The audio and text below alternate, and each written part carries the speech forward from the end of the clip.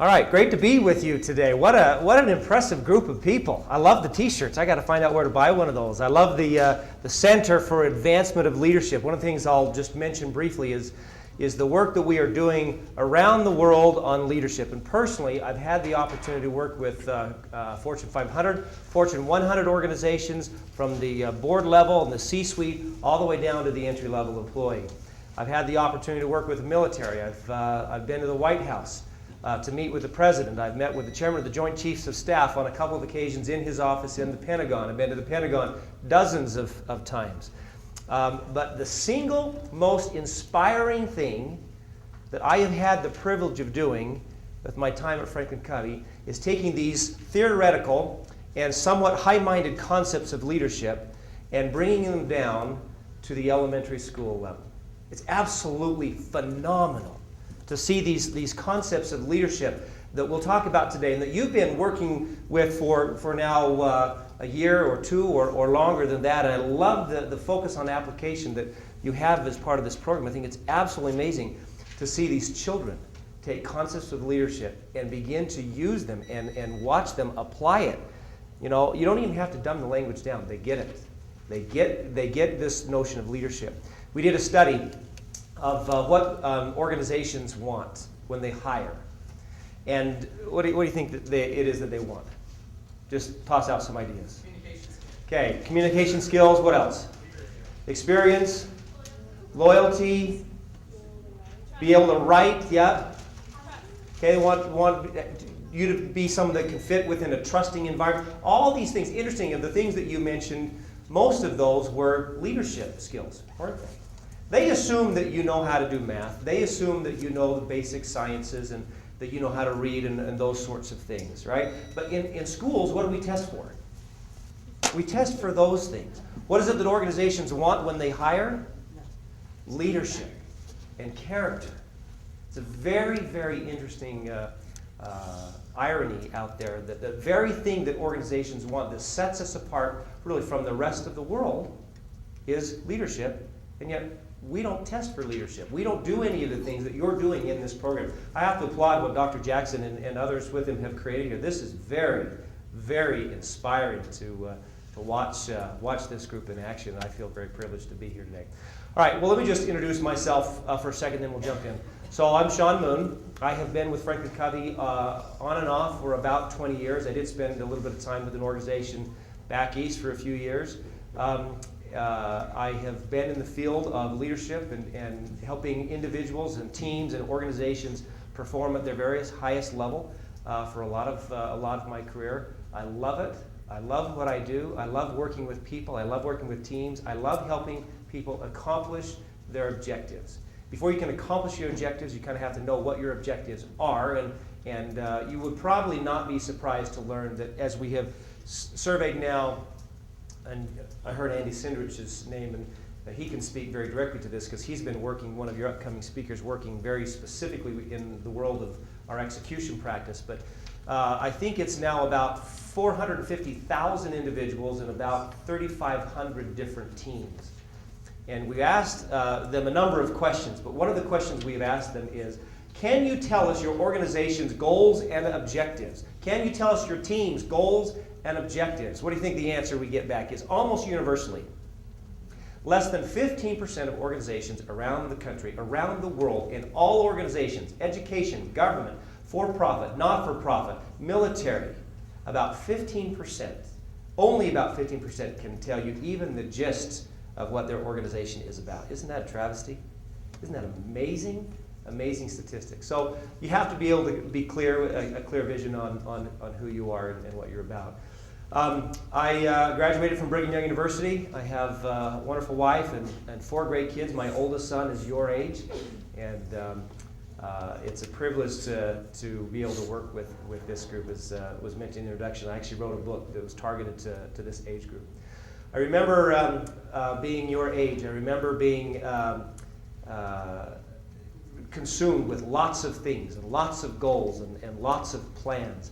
I remember one particular day, my wife and I had just gotten married, and I was in school and she was working, and we had all kinds of things going on. I had all kinds of projects and tests at school, and and a number of assignments at work and client activities that had some pretty tight deadlines. And so the morning that we left, we lived in South Provo, and our routine was something like this. We'd get up together, have breakfast, then she would drop me off at school in time for my 8 o'clock class. And then she would drive to North Orient, where she worked at Word Perfect at the time. And then at lunchtime, she'd come all the way back to pick me up. We'd have lunch together. Then she would drop me off at work. Then she would go back to work. And then she'd pick me up on the way home, and we'd be home sometime in the evening. Put a lot of miles on one car in a year, as you might imagine. This one particular day had lots going on. So the morning we said, okay, here's the plan. Now, Michelle, I need to make sure you're there right at noon because I have all these things that I need to be doing. So can you make sure that you're there? Yes, yada, yada. So I step out of my class at noon. I've gotten to know this part of the sidewalk very, very well, as you know in just a minute. And I stepped out and I looked, and fully expecting to see our one car pulling into the parking lot to pick me up. And it wasn't there. I wonder what was happening. This was well before if you can believe this day even ever existed, but it was well before the age of cell phones. So I didn't really have any way of contacting her, so I started to pace up and down this sidewalk. 15 minutes came and went, and she wasn't there. 30 minutes, 45 minutes. At that point, I thought, well, maybe I ought to go into one of the professor's office, borrow a phone. But I know the moment I step into that building, she's going to show up. I'm not here. She doesn't have any way of contacting me. She'll just assume that I found another way of work. So I decided not to do that. I just kept pacing up and down on the sidewalk right by this big old pine tree. An hour came, an hour and 15 minutes. Finally, she pulls into the parking lot. Michelle, talked about this. I have all these things, all these pressures, all these deadlines. And she said, I'm sorry, Shawn, I had a meeting at work. I couldn't get away, and these things happen. So lump it. You're just going to have to deal. And so I said, you're right. I swallowed hard, and we got past it.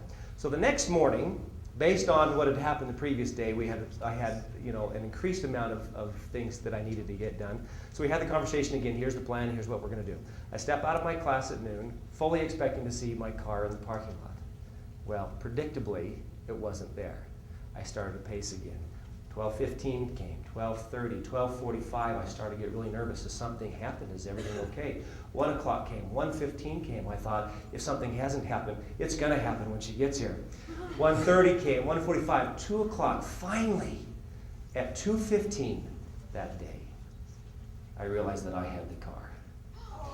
And she had been waiting for me.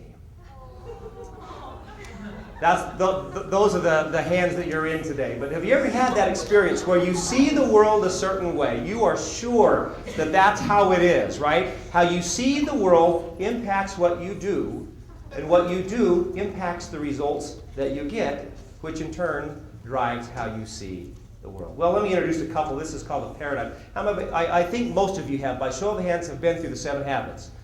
Okay, good. This will be a bit of a refresher for you, but I think this content is very important to refresh often. Okay, so we're going to go through this fast. I hope to leave you with 3 key paradigms that you can go back and think about and work on and make sure that you are really driving to application in your life. Let me start off with a couple of videos. I hope I get them to work. We'll see. This is the test. Okay, these are a few paradigms of leadership.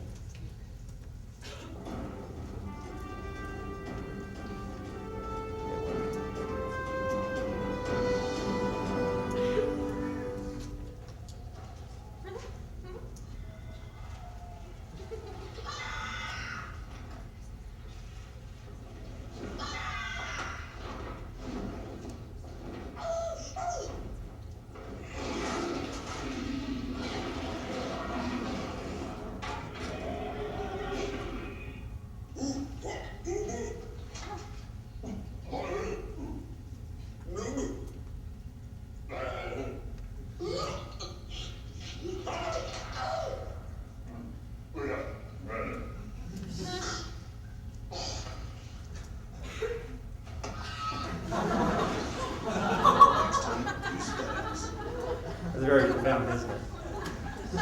There's something about unleashing the potential and talent of others that is a big component of leadership. Let's watch another one of these.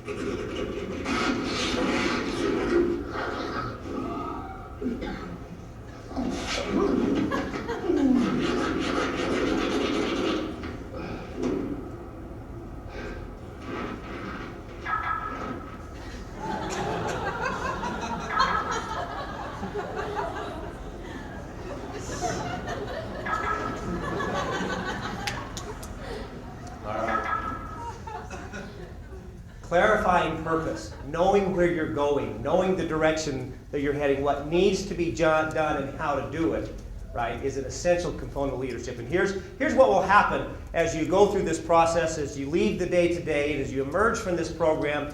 Look at the empowerment that your lives will now possess. This is you. Oops.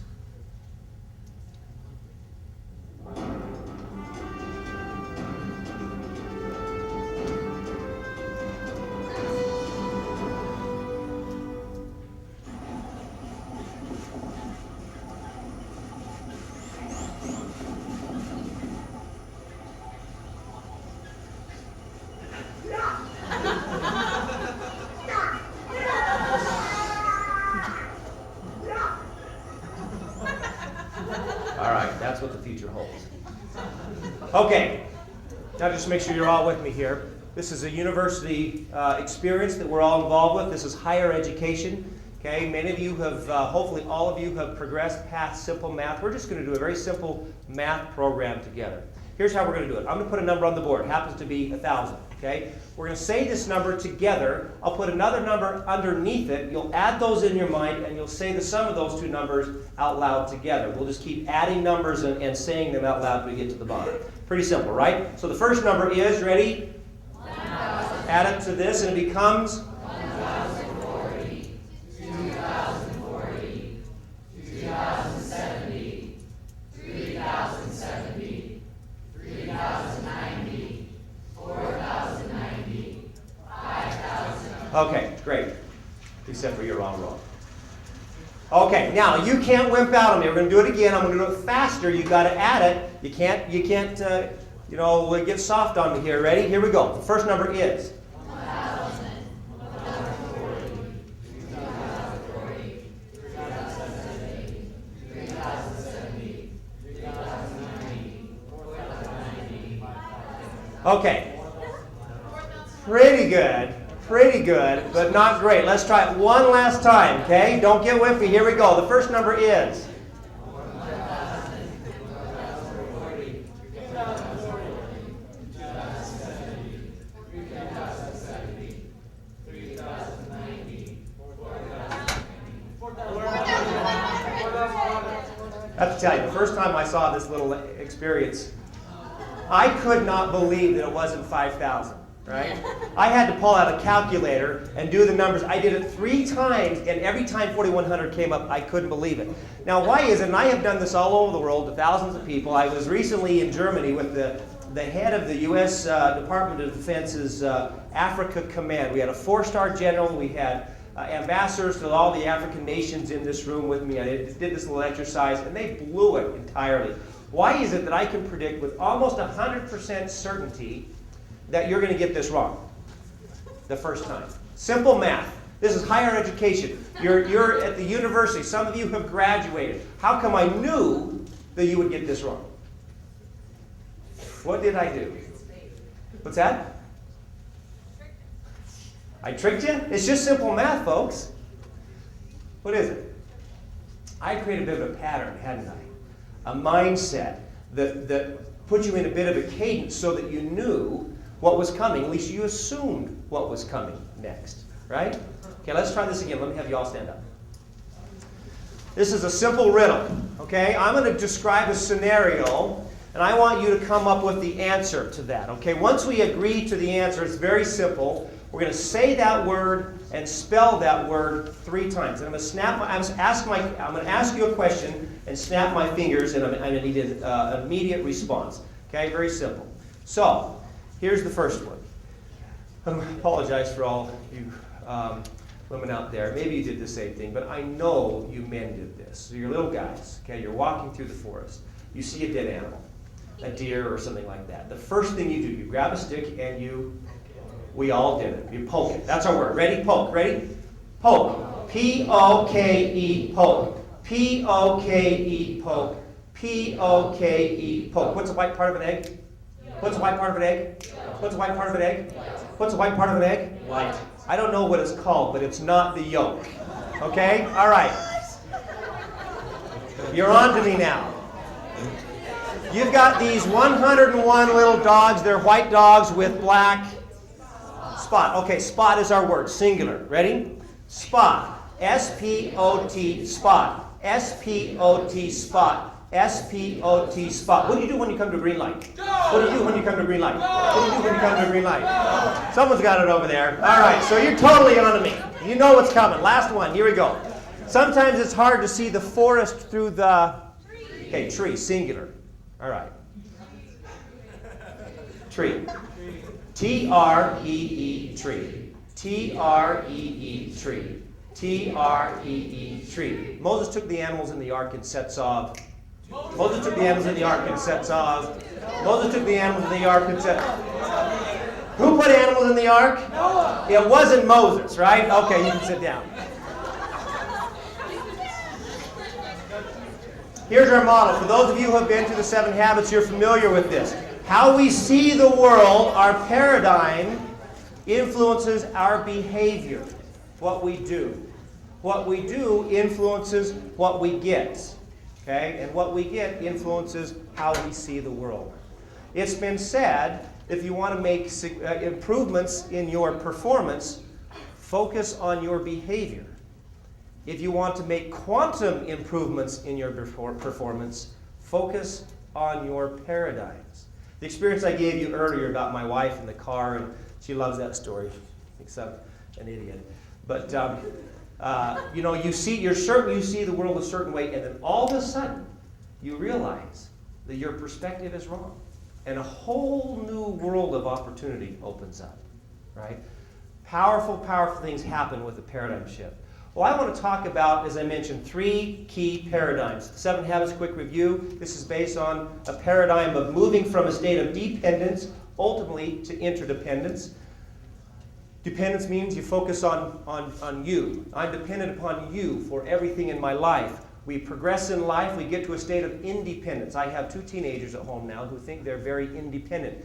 I can do it. I don't need you to do it for me. Okay, some of you may remember those days. But there's a higher level, a level we call interdependence, which says together we can do a lot more. Where 1 + 1 truly does equal 3 or more. It's not codependence. It's where 2 independent people or groups, or more than that, say, I choose to work with you. And as a result of that, we accomplish more. Dependent behavior says, I'll say yes, but I'll wait until you tell me what to do. I hope nothing goes wrong because it won't be my fault. Independent behavior says, I'll do my job, but not your job, because your part is your part and my part is mine. Okay? And interdependent behavior says, I'll do my whole job, you'll do your whole job, and we'll help each other when necessary to get the whole job done. Okay?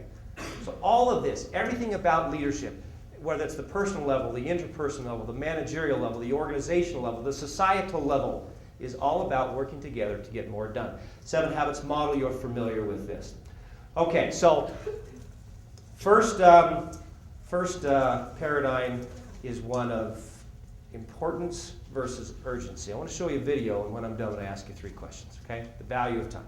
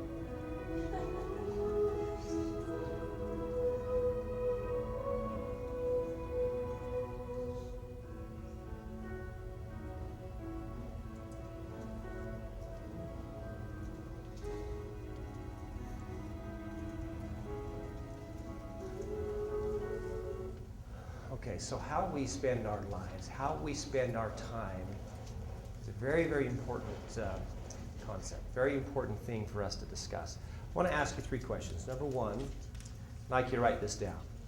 What is one thing that, if done superbly well, would dramatically and positively impact your personal life? What is that one thing? One thing, if done superbly well, would have a positive, dramatic impact on your personal life. What would that one thing be? Don't say it, just write it down.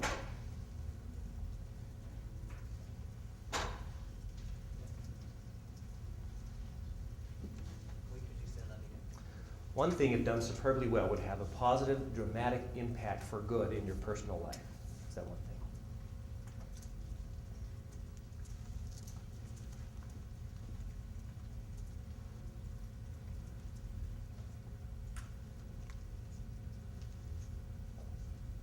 Okay, question number 2. What is one thing, if done superbly well, would have a dramatic, positive difference for good in your school or work life? Because I'm sure many of you have jobs. What would that one thing be? Same question, now applied to school/work. One of the 2.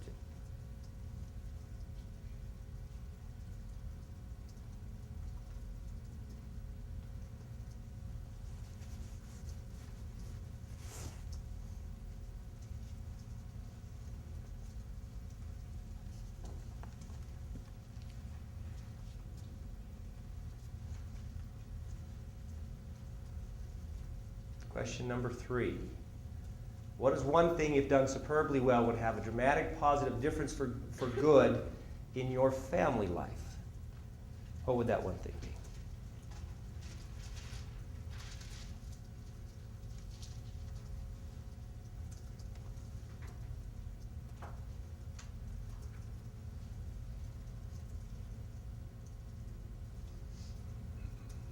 Okay, I won't ask you to share what you wrote down, but let me ask you this.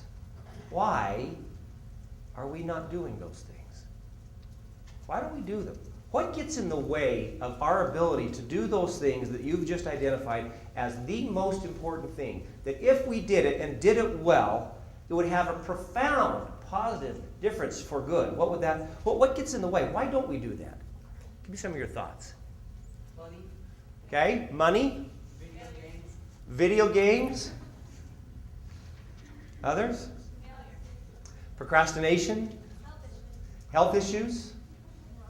Fear? Yes, please. Like we let the less urgent get in the way. Yeah, we let the less important, but sometimes more urgent, get in the way. So for those of you who have been through the 7 habits, this is habit 3 stuff, okay? The principle that importance is greater than urgency. So, quick review of the time management matrix. Quadrant 1 represents those things that are what? Urgent and important. What happens if we ignore these things? We have trouble, right? They're urgent, which means they have the appearance of requiring immediate attention, and they're important, which means what? Got to do them. They got to be done now. These are the real emergencies, right? Don't ignore them. Quadrant 3 represents what? Those activities that are urgent, they seem like they need to be done, but they're not important. Does this really happen in your world?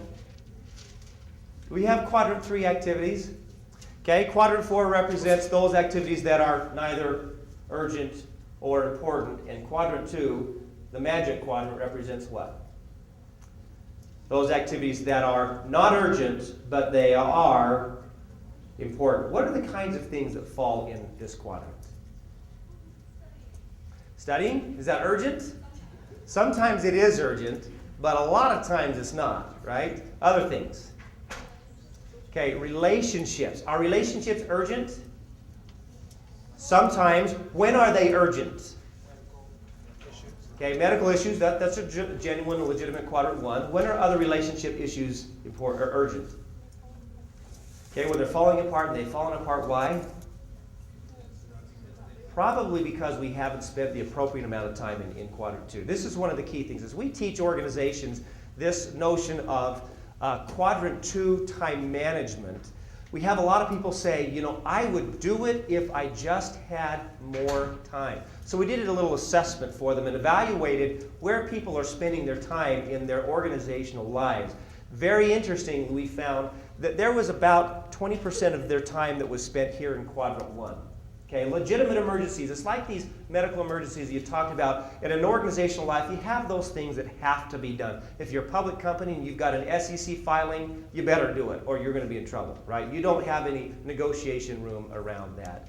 We found that they spent about 1 to 2, as high as 5% of their time in quadrant 2, 60 to 70% of their time in quadrant 3, and 10 to 20% of their time in quadrant 4. Isn't that interesting? You teach me. You've been through the 7 habits. What is the number one key to effective time management? Okay, scheduling your priorities, that's part of it.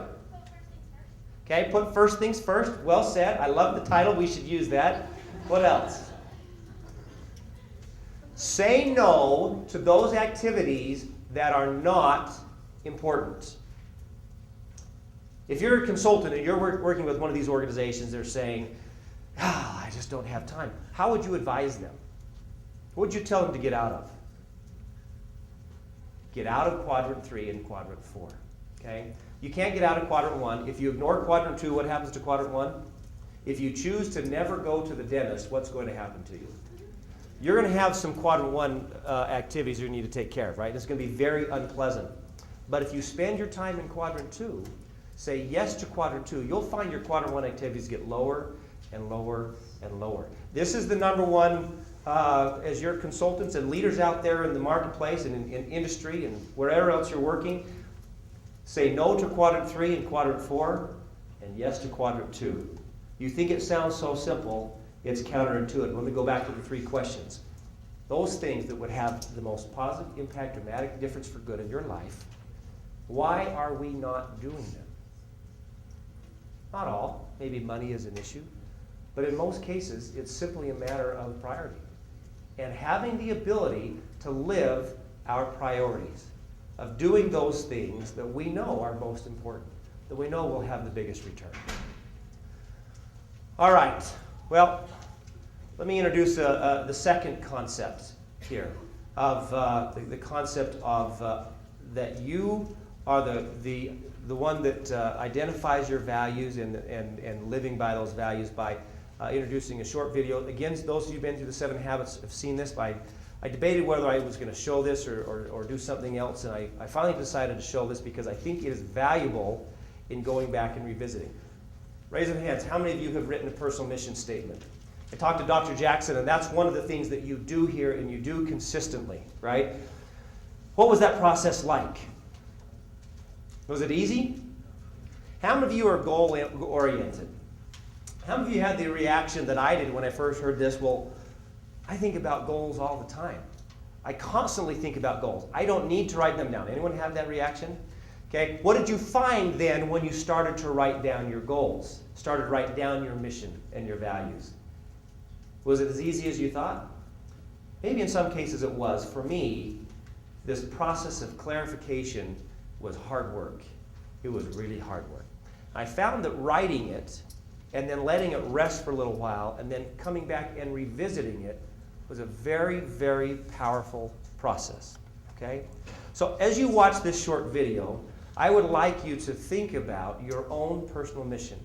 What is your purpose here? What is your unique contribution? What is it that you stand for? What is it that is meaningful to you? And then after this, we'll do a very short exercise to kind of help you reconnect to the work that you have done before. Okay? 80th birthday.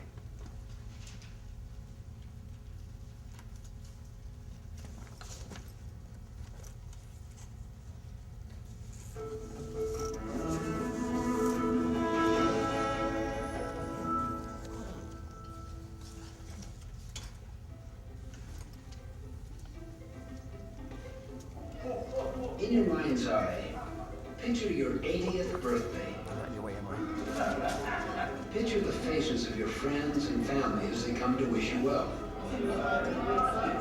All these people have come to honor you, to express their feelings.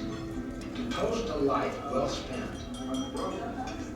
Imagine you are the person being honored, the subject of the speeches. What would you like the speaker to say about you, your life? What would you like them to say about your character and contributions? Frank is the most honest man I've ever known. He's been a great colleague and a wonderful friend. Happy birthday, Frank.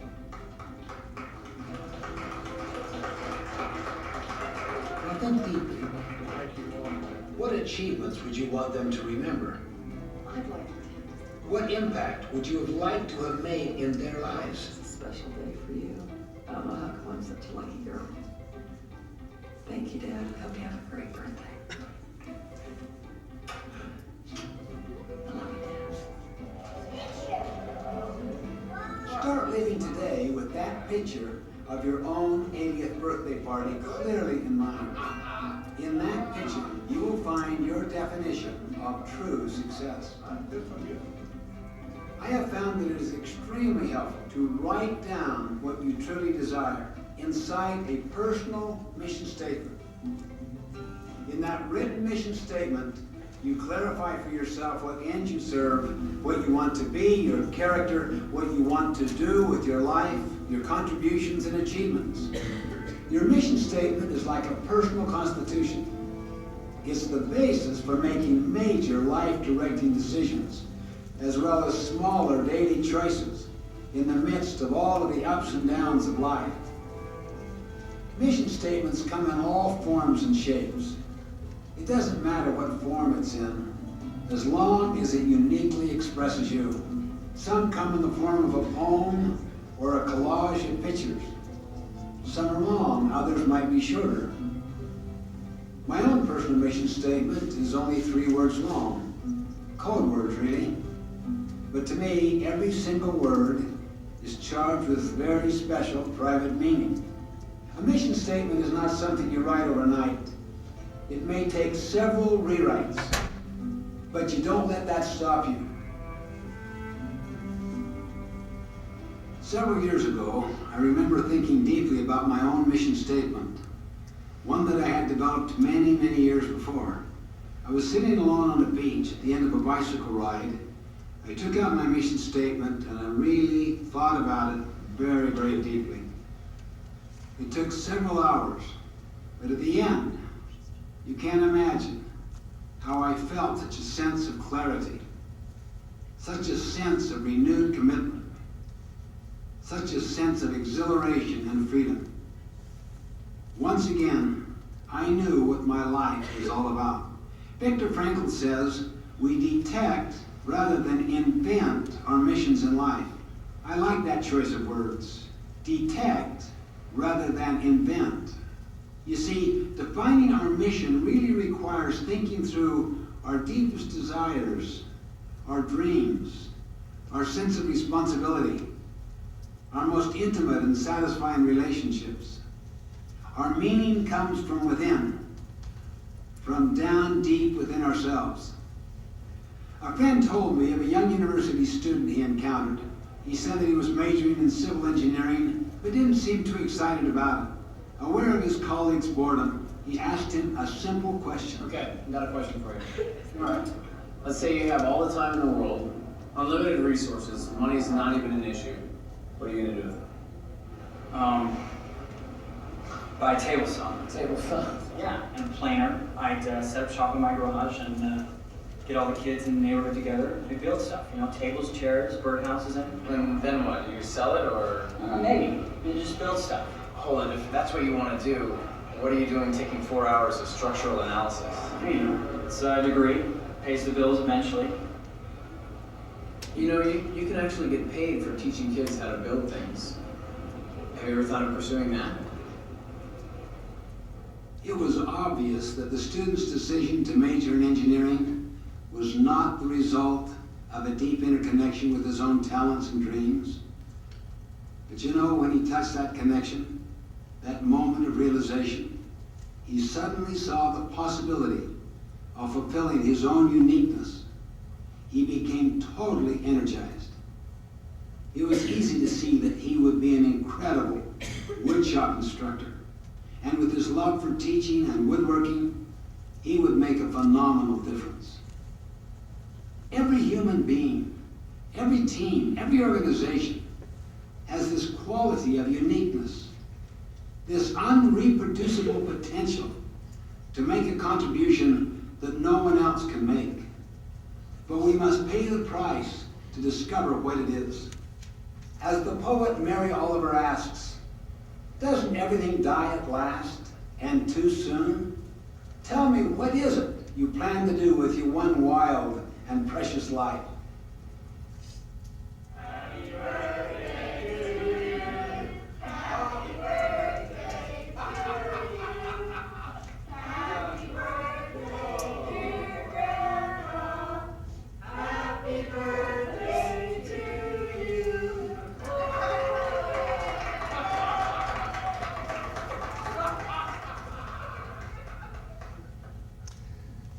So if you've been to a funeral lately, you know that the power of that experience is you review the individual's life.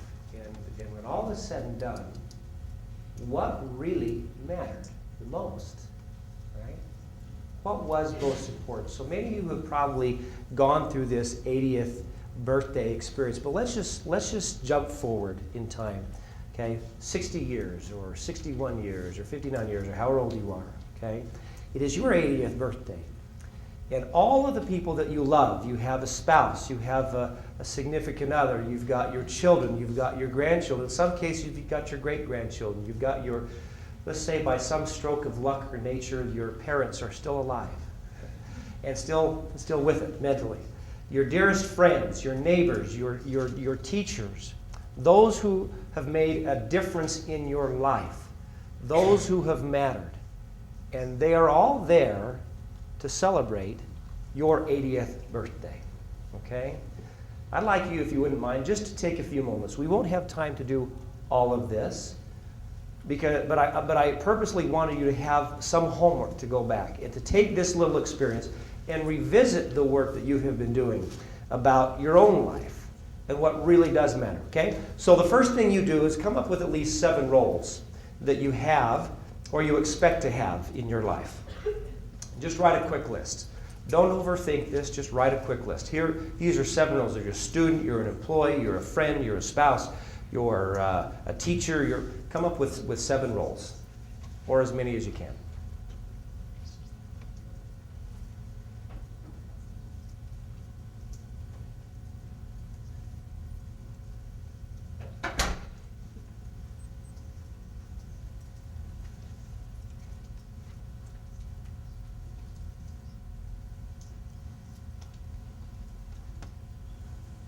Okay. Take a moment then and identify at least one key person, and maybe it's in some of these roles it's 1 or 2, but at least one key person within each role with whom you have direct contact. If it's a spouse, it's your wife or your husband. It's your job, it could be a boss or an associate, a best friend or a teacher. Okay, write the name, write the specific name of the person to the degree that you're in that role right now.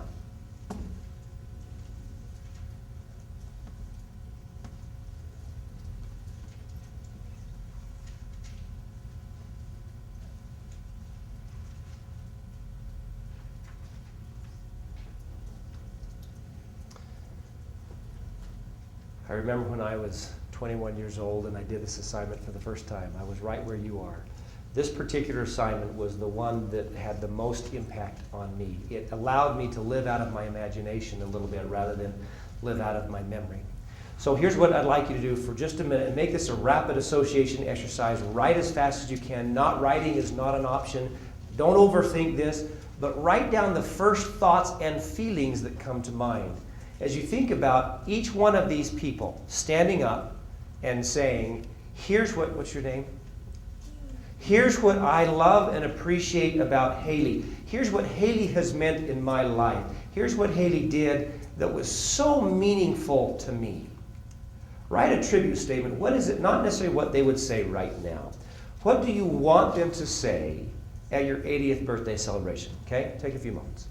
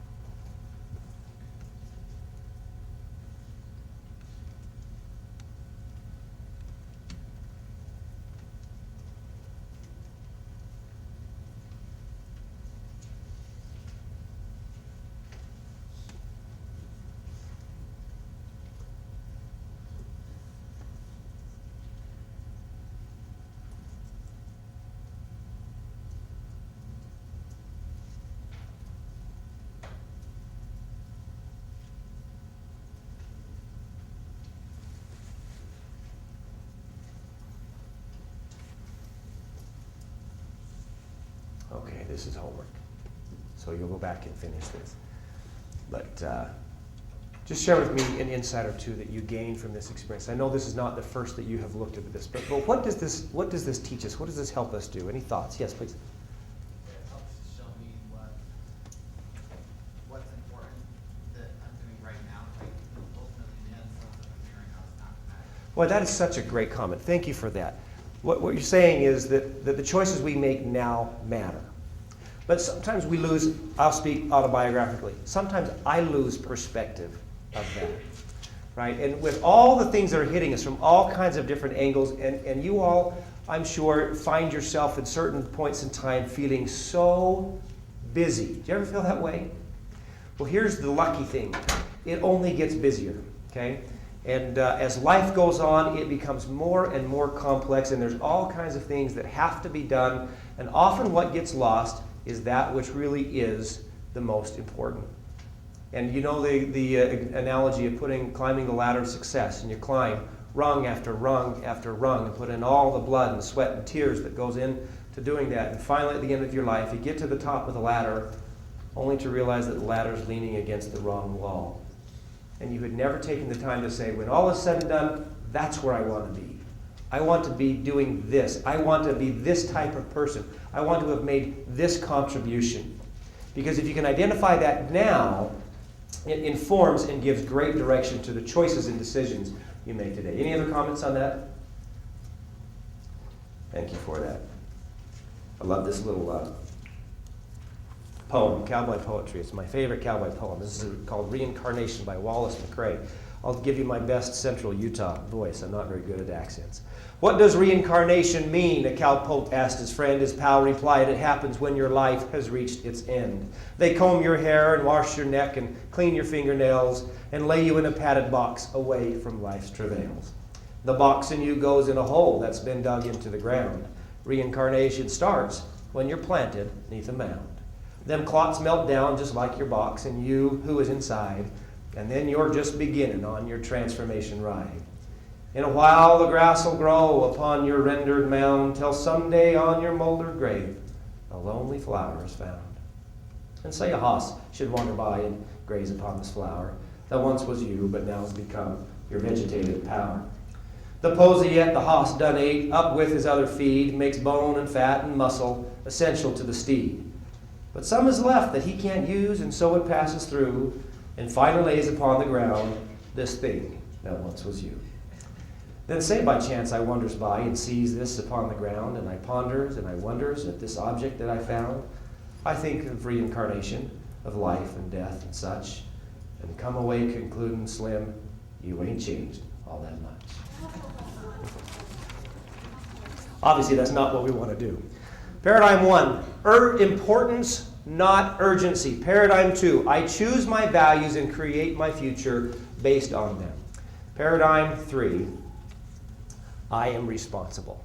So what you've seen we've done here is taken the private victory and gone backwards. The idea being that I need to put what matters most in my life first. I need to, as you said back there, to put first things first. But before I can put first things first, I really need to know what those first things are. I really need to know what is most important. That really is the essence of personal leadership. But before I can do that, I need to have this fundamental paradigm shift that I am responsible, that it is me who makes decisions for my life. You've seen this model.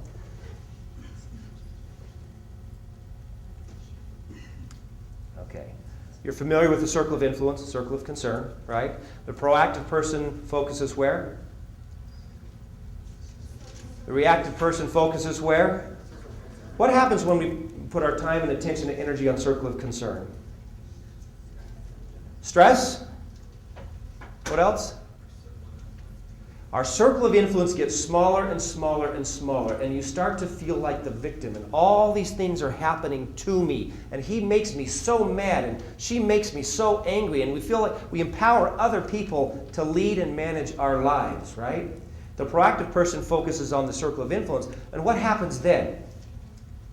When we bring a concerted and prolonged, continued focus on our circle of influence, it gets bigger, doesn't it?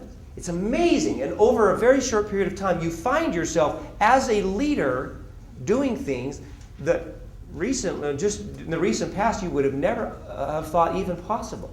How many of you know who Bob Geldof is? Bob Geldof was a member of the Irish punk rock group, the Boomtown Rats. I know you all love the Boomtown Rats, right? You heard of the Boomtown Rats? Well, they were famous and kind of they had their 15 minutes of fame back in the early to mid-'80s, and then they're kind of tapering off. But one day Bob was he was British, and he was watching TV, sitting on his couch in his flat in Great Britain, watching a news documentary with a friend. And the documentary was about the famine that was occurring in Ethiopia. You guys weren't born yet, but Dr. Jackson remember the famine that occurred in Ethiopia in the 80s, and it was absolutely devastating. So he watched on this program as they were talking about the effects of this and the long-term impact and the way it was impacting individual lives, and then he started to show the children. And then it really started to hit home to him. They showed as they would take people who had relative health, and they bring these people and they would examine them, and if they were relatively healthy, they send off to one area, and then they examine the next person. If they just didn't have enough to make it, they'd send them off to another area. And then they would give what limited resources they had to these people over here, who they thought had the best chance of survival, and they just let these die because they couldn't do anything else. And he sat there and he thought, how can we do this? We have more resources than we ever need. How can we let this happen? I can't just sit here and watch this. We've got to do something. And he turned to his friend, we've got to do something. And his friend said, you're right. What are you going to do, Bob? Solve world hunger? And that was my reaction. I think if I'm put in that situation, I'm appalled. And 5 minutes later, I'm flipping channels, looking to see the score of the ball game. It just sort of passes out of my consciousness. But Bob couldn't let it go. He decided that he was going to do something. So he went through with his band and got together and said, okay, here's what I saw. We've got to do something. Are you in? They all jumped on board.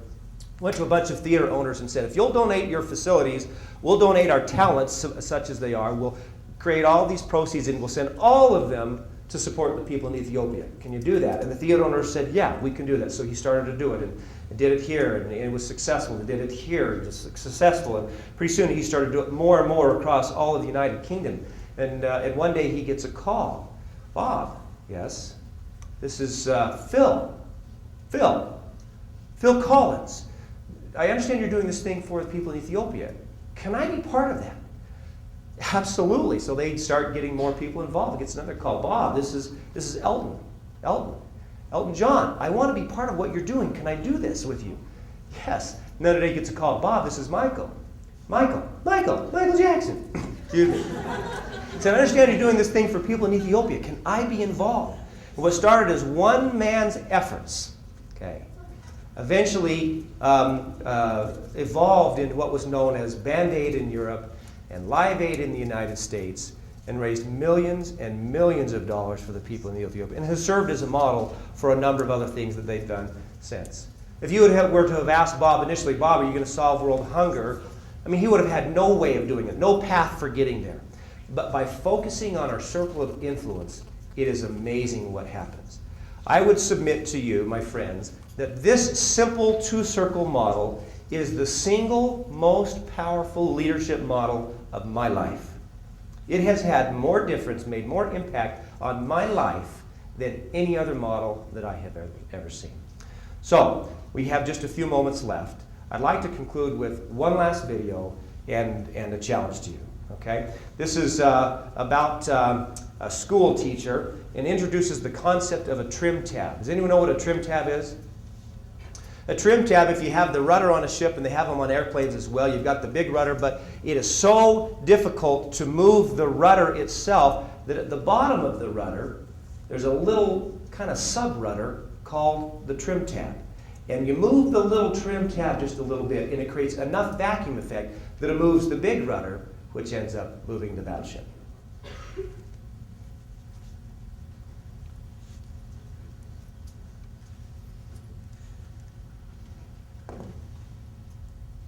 Come on.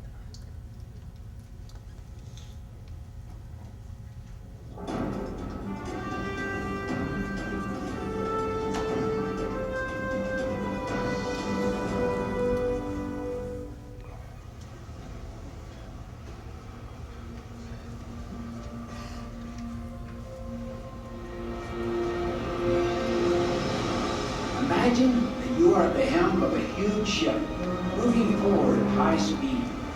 How is it possible for a single person to change the course of something so massive? To change the ship's course, you move a steering wheel that operates a rudder, which then turns the ship. But the rudder itself can be enormous, perhaps even 10 stories tall on some ocean liners. So what moves the rudder? A tiny second rudder attached to the big rudder called a trim tab. To the marvels of engineering, when the trim tab swings to one side, it creates just enough vacuum that it pulls the big rudder around. The trim tab is tiny compared to the size and weight of the ship, yet it is the trim tab that determines the ship's course. Sometimes it may seem that making changes in our lives or in our jobs is like turning a huge ship. But the principle of the trim tab, that small changes can have a big impact, applies to many areas. I'm reminded of a large metropolitan city that was looking for a big solution to a big problem. New York City was plagued with crime. To solve the problem, city officials thought they had to do something big, something heroic, like tackle inequality or overhaul social services. Instead, they began to think differently. What if they focused on smaller crimes? Crimes that were signaling disorder in the city and inviting more serious crime. So they turned their attention to small violations occurring in the subway system. They invented new ways to quickly clean graffiti off of the subway cars. If a car could not be cleaned before it turned around, it was removed from service. They also found that nearly 170,000 people a day were jumping the gates and not paying fares. By keeping subways clean and cracking down on these small violations, the city reduced felonies on subways by 75%. As they applied the same principle in different areas throughout the city, felonies were cut in half and murders dropped by 2/3. This illustration shows how small things can have a big impact. But the trim tab principle also applies to people, particularly at work. Far too many people are not engaged in their work.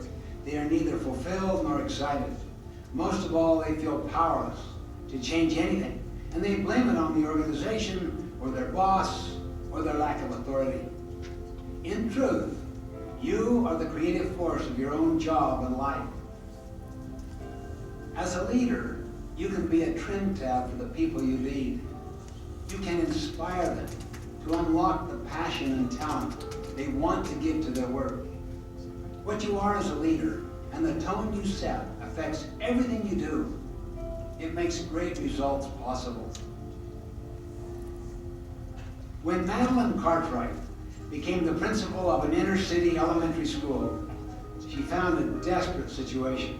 A filthy building, a discouraged teaching staff, apathetic parents, and children who were just trying to survive in an unbearable environment. Madeline had many reasons to be discouraged, even to think that change would be impossible. One day, she pulled aside the custodian to talk about the stench that permeated the hallway from the boys' bathroom. Ladies' bathroom, Mrs. Cartwright. But it looks clean. The smell is coming from the floor. There's 10 years of urine in the concrete. It won't come out. I need a bucket about water and some brushes. Water and brushes. You heard me.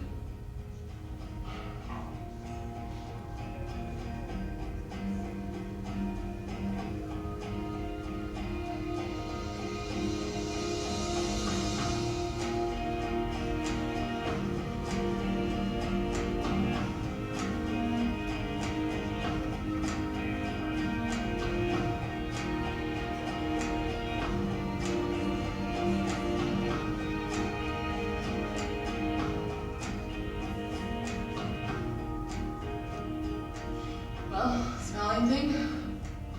No. Oh, it does come out, doesn't it? Yeah. Yes, indeed. Word spread quickly about the new principal's action that day. Students and faculty alike, even parents were talking. Even out in the community they talked. If she had wanted to send a strong signal that the school was changing, she had found it.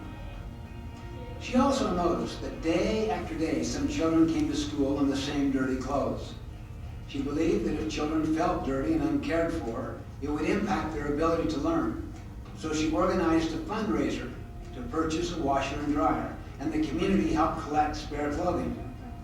If children had dirty clothes, they could change into the extra clothes and go to class. Teachers and other volunteers would wash the clothes, and when the children came back in the afternoon, their own clothes were fresh and folded. She continued to apply the trim tab principle in many ways. Soon everyone was involved and engaged in the new school spirit. A culture of doing what it takes emerged among the faculty and staff. Together they faced head-on and overcame the challenges that were preventing children from learning. They provided food, took care of medical needs, and even challenged the rampant drug dealing in the neighborhood. The school became a safe haven for the children. Madeline Cartwright knew the children could learn if their basic needs were met, and they were expected to elevate their minds. The entire community responded. Academic achievement improved measurably, and the school was changed. Remember, the secret to the big is the small. Becoming a trim tab starts with identifying a need and then doing something about it. As a leader, your actions and attitude can inspire trust and empower others to make a difference. Each day, you are faced with moments of choice wherein you can choose to be a trim tab. If you do, what you model will set the tone for those you lead. Small things over time can have a tremendous impact.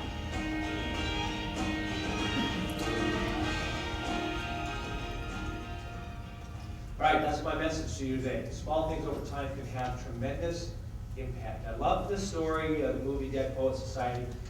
Anyone not seen Dead Poets Society? It's about this private boys' school. It's a phenomenal story. Robin Williams is the English teacher. He's very innovative. He kind of busts all kinds of paradigms from the old Stoic traditions that they've had forever, and he brings these boys in. Remember, he says carpe diem and has them gather around the trophy case. The next day, after that experience where they go around the trophy case, as you recall, he actually passes out the textbooks. And he has one young man start to read the introductory essay in that textbook. And as he starts to read, he makes it clear that he thinks it's a complete and utter waste of time. So he says, rip it out. And the boys look at him. What do you mean? He said, rip it out. Rip that page. In fact, rip the whole essay out of the textbook. So pretty soon the boys are ripping pages and throwing pages around the room. It's this wonderful scene. Then he gathers them around. And he talks about the medicine, law, business. These are noble pursuits and necessary to sustain life, he says. And he talks about the power of language, power of poetry. And he said how that's what we stay alive for. And he said this very profound thing that I would leave you with today. He said, the powerful play goes on, and you may contribute a verse. What will your verse be? That's the question that I would leave you as you think about your 80th birthday exercise. You think about how you're going to put first things first in your life, how you're going to identify your values and create your future, which is heaven too. And how are you going to ultimately live every day with the acknowledgement that you are responsible. George Bernard Shaw wrote something. When I read this, I said, oh my gosh, I wrote this. That's my mission statement. I didn't write it. In fact, he did a much better job than I ever would have. But let me just leave you with this last quote. He said, this is the true joy in life, being used for a purpose recognized by yourself as a mighty one, being a force of nature instead of a selfish little clod of ailments and grievances complaining that the world will not devote itself to making you happy. I like to share this with my teenagers from time to time. They love it when I do that. I am of the opinion that my life belongs to the whole world community, and it is my privilege to do for it whatever I can. I want to be thoroughly used up when I die, for the harder I work, the more I live. I rejoice in life for its own sake. Life is no brief candle to me. It is a sort of splendid torch which I've got a hold of for the moment, and I want to make it burn as brightly as possible before handing it on to future generations. Thanks very much for spending time with me.